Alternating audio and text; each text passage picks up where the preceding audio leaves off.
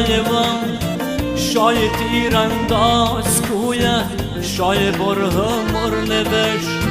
ای قلم غمگین تصاوم خوف در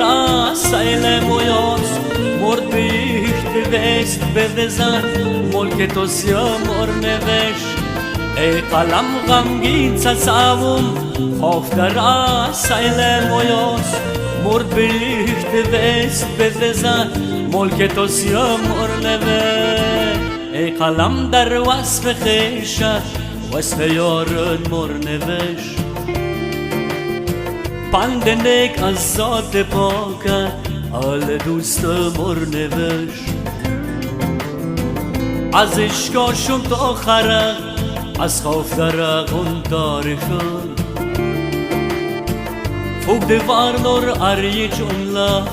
یه بدخش مرنوش از عشقایمان شای تیرانداز کویا شای بره مرنوش ای قلم غمگین تصاوم خوف در سیل مویاز مرد بیخت وست بدزن ملک تو سیا مرنوش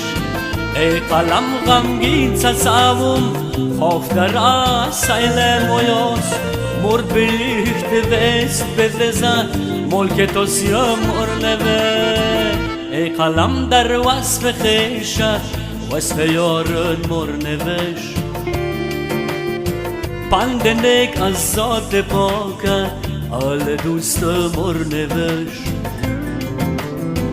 از عشقاشم تا خرق از خوف درقون تاریخم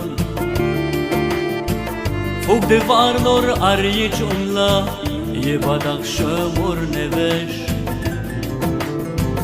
از